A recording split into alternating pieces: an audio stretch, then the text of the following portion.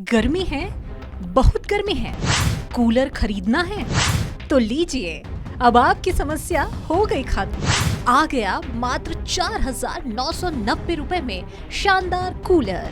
सती security, सबसे सस्ता, सबसे अच्छा। नियर ऋषि भवन, बड़ा बाजार, कटिहार।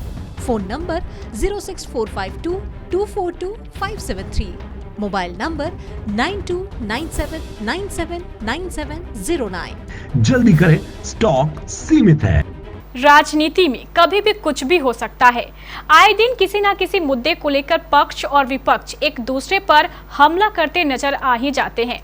एक बार फिर कुछ ऐसा ही हुआ है जब गृह मंत्री अमित शाह ने शिवसेना पर बड़ा आरोप लगाया। बस फिर क्या था, इसके बाद शुरू हो गया एक नया विवाद।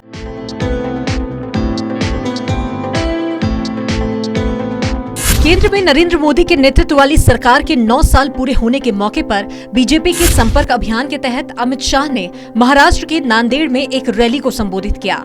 इस दौरान अमित शाह ने उद्धव ठाकरे पर धोखा देने का आरोप लगाया।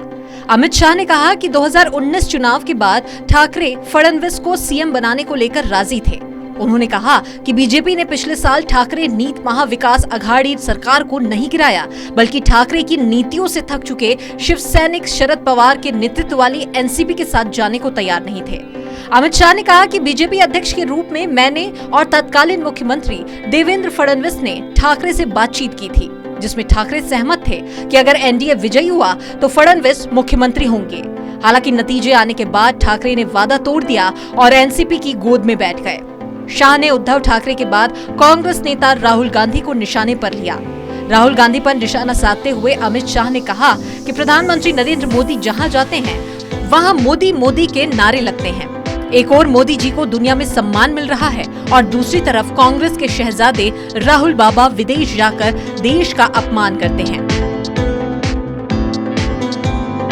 अब जब अमित शाह ने ये तमाम बातें कही तो ऐसे में भला शिवसेना का पलटवार आना भी लाजमी ही था।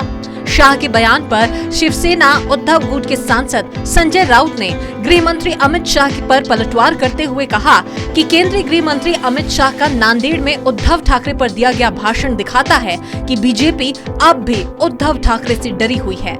उन्होंने कहा कि महाराष्ट्र में शिवसेना का दबदबा बरकरार है और आगे भी रहेगा।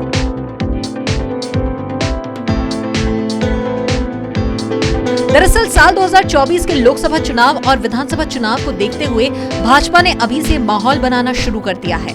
भाजपा कैसे भी करके केंद्र के साथ साथ महाराष्ट्र की सत्ता में वापसी करना चाहती है, जिसे लेकर बीजेपी और आला कमान ने एड़ी से चोटी तक का जोर लगा रखा है।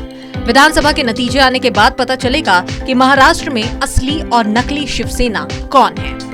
Bureau report, KBC news.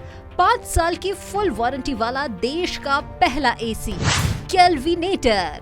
Compressor की वारंटी 10 साल। ठंडा करे ऐसा, सर्दी लग जाए जैसा। ना कभी देखा, ना कभी सुना। Authorized distributor Sati security, MG road, Katihar. Authorized showroom Sati security, near Rishi Bhavan, Bara बाजार, कटिहार।